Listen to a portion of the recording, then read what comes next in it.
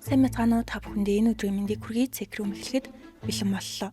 Өнөөдөр бүгдээрээ Америкт нэлээд алдартай баримтат кино олж гарсан иргэн талаар ярилцсан. Нэнси гэх эмэгтэй 1950 онд төрсөн. Техасын Стопс хотод айлын хамгийн бага хүүхэд болж төрсөн. Аав ээж хоёр нь хоёулаа хуульч болохоор хамт хуулийн фирм ажиллаулдаг. Тэрээр аав ээжигээ дураагаа толгой сайтай. Ахлах сургуульд байхдаа үргэлж нэг ч ихсдэг сурагч байжээ. Ахлах сургуулаа төгсөөд Хьюстон их сургуульд эдийн засгийн чиглэлээр суралцаж нийгмийн янз бүрийн асуудлыг сонирхон ялангуяа дэлхийн хүн ам их байгаатай холбоотойгоор судалгаа хийж эхэлсэн ба дэлхий дээр хит их хүн байгаа учраас хүүхдтэй болохоо бойсон нь дээргээд сургуулийнхаа кампуст сурагчдад хамгаалалт үнэгүүд харахаас гадна их сургуулийн эрүүл мэндийн төвд жирэмслэлтээс хамгаалах үйлчилгээ үзүүлдэг байх ёстой гэж дарамтласан. Мөн төгсгөдөө бичсэн номдоо эмэгтэй хүний жирэмслэлт цаазын алтай адилгээд жирэмслэлтээс хамгаалах арга үр хөндлөлтийн талаар тайлбарлаж бичсэн ном нь 8,000% борлуулагдсан юм байна. Ингээд сургуулаа төгссөн Нэнси буцаж нутагтаа ирээд замын цагдаа залуутай хэсэг амьдарчаад удалгүй салсан ба шинэ амьдрал эхлүүлэхээр Портланд руу нүүж хоол их туртай тэрээр кукинг скулд орж эндээ өөрөөсөө 1 насаар дүү сургуулийн багш Даниэл Брофтэд танилцсан. Тэрээр бүх амьдралаа хоолнд зориулсан бөгөөд хамгийн анх аяга тавгүй гахаас эхлээд хоолны багш болтлоо өсөж дэвжиж чадсан ба далайн амьтдын талаар мэрэгжлийн төвшөнд хүрэхээр мэдлэгтэйгээс гадна хоолнд их орцуудаа өөрөө тарьдаг. Сургууль дээр зүгээр нэг хоол хийхийг заагаа зогсохгүй сурагчдаа гадагшаа давуулж гараад хэрхэн ногоо тарих түүх талаар заадаг. Сургуультай хамгийн алдартай багш байсан. Ийм мундаг багшийн нүдэнд өөртөө итгэлтэй бас адилхан хоол их дуртай ном бичдэг цаашлаад бүр романс бичих бодолтой байгаа бүтээлч эмэгтэй Нэнси таалагдаж эхэлсэн. Мэдээж Нэнсид ч бас Даниэл таалагдаж тэд хоёулаа 40 гарсан хойно хурмаахийн Портландаас зайтай байшин худалдаж аваад Даниэл тэндээ ургамлуудаа тарьж дахиад хижээн жижиг ферм шиг байсан. Даниэл өглөөдөө нохоогоо салхилуулж орой ажлаа тарж ирээд өөрийнхөө тарьсан ногоонуудыг янзалж их нэртэйгээ хамт орой олоо их нь түүний өдөр тутмын хөвшүүлсэн. Тэд гэрэлснийхээ дараа хоолны бизнес хийснээр сайн болсон ч Нэнси зохиолчийн карьераа үргэлжлүүлэхийг хүсэж гин гэсэн болохоор бизнесээ хаадаг. Даниэлийг ажилдаа явсны дараа Нэнси жигнэмэг хийж нөхрийнхөө ажил руу нь очиж сурагчтайгаа хуваагаад идэхэд өгдөг гэжээ. Ингэж ирэх болгон Даниэл Нэнсиг миний эхнэр, миний дарга гэж хүүхдүүдэд танилцуулдаг байсан. Оюутнууд тэднийг хараад ийм л хосууд болох юмсан гэж үлгэр жишээ авдаг байсан ч 2018 оны 6 сарын 2-ны хагасаа өдөр хамгийн сайхан төгс осуудад аимшигтай зүйл тохиолдсон. Хагасаа өдрийн өглөө Дэн хамгийн түрүүнд сургууль дээр ирж галт тооны өрөөгнийг хичээлдээ бэлддэг. Амралтын өдрөө исэн ч өглөө 8-аас хичээлдээ тэрээр 7:20-д ирж угаалт урны хажууд мөстэй кофе уун 10 минутын дараа 7:30-д өөр нэг ажилтан болон сурагчид нэг нэгээр ирсээр 8 цаг болж өнөөдөр ямар хичээл орох бол гэсээр ангийнхаа алгыг нээтэл Даниэл угаалт урны урд унсан байдалтай. Угаалт ур дотор ус гойцсон хിവэрэ байгааг харвал саяхан ямар нэгэн юм хийж гаад гинэт цус харвах зүрхний шигтээс болсон юм шиг харагдсан болохоор сурагчдын нэг нь 911 рүү залгаж нэг нь хиймэл амьсгал хийдэг. Гаднаас нь харахад шарах цус харагдаагүй учраас CPR хийсэн ч цээжин дээр нь дарах болгонд цус гарснаар сурагчид цус харвал зүрхний шигтээс биш юм байна гэж мэдсэн. Ингээд дуудлага өгснөөс 3 минутын дараа цагдаа болон эмнэлгийн машин сургууль дээр ирж чалгахад Дэн маш ойроос 2 удаа буудулсан байв. Эхнийх нь нуруунаас зүрх рүү нэвт буутсан бол хоёр дахь сумыг унсных нь дараа цээж рүү буутсан юм шиг харагдсан. Тухайн үед Дэн 63 настай байсан тэрээр 30 жилийн турш тоогоожор ажиллаад тэтгэвртэй гарахаар төлөвлөж гоод өөрийнхөө 20 жилийн турш хичээл заасан сургуультай нас оржээ.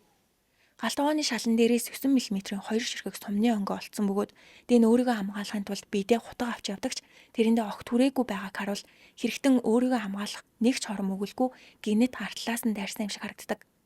Нэг харамсмаар зүйл нь сургуульд хяналтын камер байгаагүй. Цагдаа нар хамгийн түрүүнд оюутнуудыг байцааж Дэнтэй харилцаа муутай багш сурагчийг хайдагч бүгд нэгэн дугаар Дэн багшийг үзий яддаг ганц ч хүн байхгүй. Магадгүй багшийн гэрт хулгайч орж ирвэл хоол бэлдэж өгөөд хамтдаа ярилцаж суух тийм л сайхан сэтгэлтэй хүн гэдэг. Ингээд цагдаа нар дээрмийн эрэг байна гэж таамагласан. Учир нь энэ сургууль Портландын төвд байдаг. Хотын төвөөр гэр оронгүй хүмүүс олон. Хэдхэн сарын өмнө дээрэмчдийн нэг сургуулийн цонхыг хаглаад цугцсан ба хар тамхи хэрэглэхдээ ашигладаг зүү сургуулийн оролцоогоос олдож байсан удаатай. Хэрэг гарсан өглөөч бас нэг орон гэр гүн сургуулийн гадна талын хогийн савыг ухаж исэн гинэ.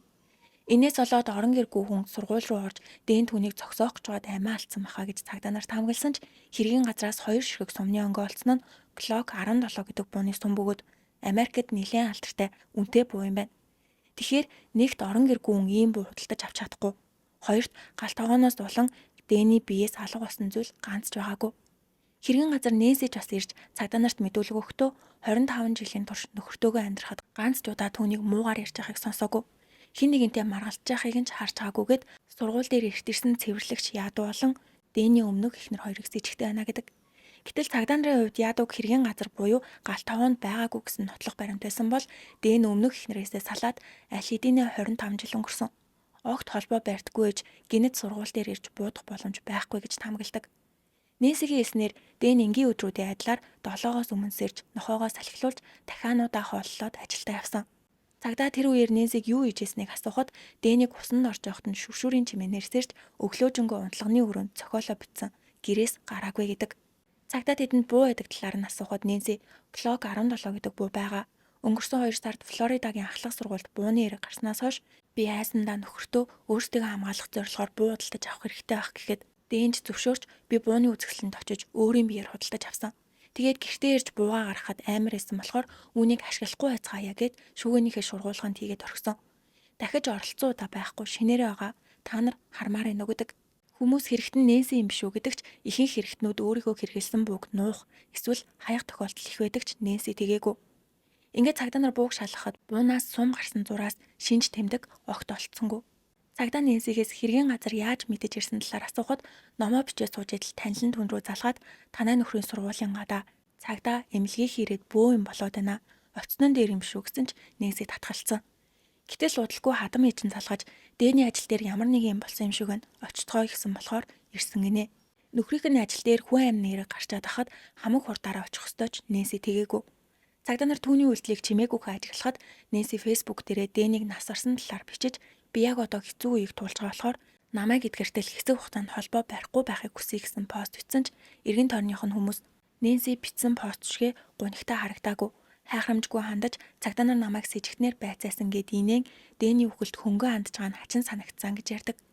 Хэрэг гарснаас хойш 3 хоногийн дараа хэргийг хариуцж авсан мөрдөгчөд нэг дуудлага ирсэн нь Нэнси тэрээр мөрдөгчөө та миний яриаг сонсоод шоолж магадгүй. Би олон юм асуудаг төрлийн хүн биш ч гэсэн өнөөдөр тэгэх хэрэгтэй юм шиг байна. Хачин гэдгийг нь мэдж байгаач намайг энэ хэргийн сэжигтэн биш. Ямар ч хамааралгүй гэсэн бичих хийж өгч болох уу гэдэг. Мөрдөгч яагаад тийм зүйл хэрэгтэй болсныг нь асуухад даатгалын компаниас мөнгө авахын тулд хэргийг хариуцсан мөрдөгчөөс сэжигтэн биш гэсэн тодорхойлолт авах хэрэгтэй гэж хэлсэн. Манай ихч хуульч болохоор энэ талаар асуусан чинь юу утгагүй юм яриад байгаа юм бэ гэд намайг шоолжгоод сандал дээрээсээ унсан гэд шал хэрэггүй юмнууд инээж ярьдаг.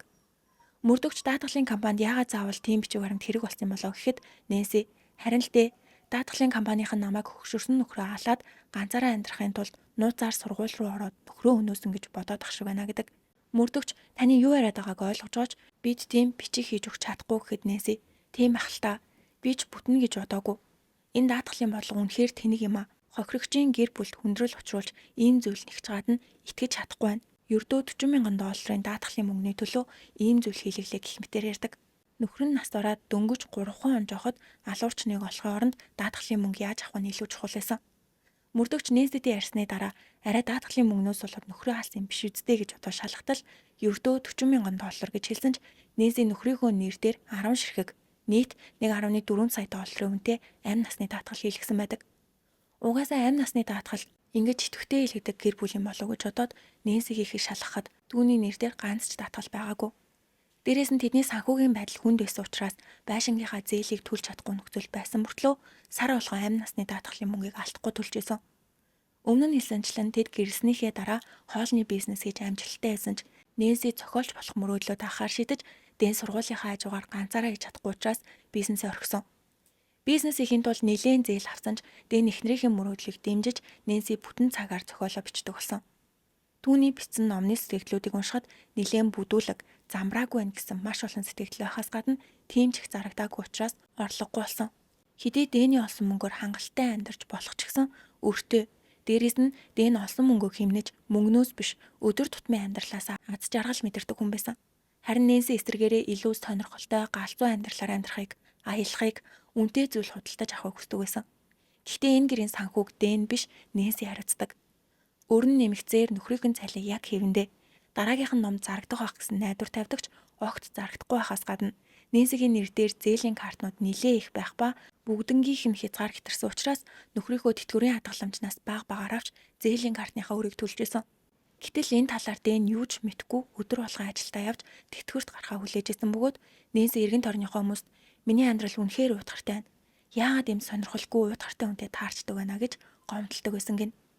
Дээн 60 гарч тэтгэврт гарах цаг нь болсон ч эхнэр нь байнга мөнгө хангалтгүй байна гэснээс болж үргэлжлүүлэн ажилласаар байсан.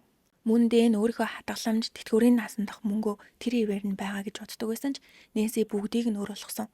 Нэнсигийн бичсэн номнууд дээр дандаа буруу үнэтэйгээ учирч энээс болж гол дүрийн эмэгтэй хямралд орж талаар гард юм байна.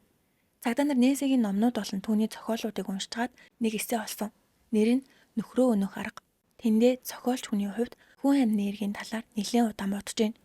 Би шоронд удаан суухыг хүсэхгүй байна. Учир нь би шоронгийн хувцсан дурггүй. Бас улбар шаруул миний өнгө бишгээд нөхрөө алах 5 шалтгааныг бичсэн.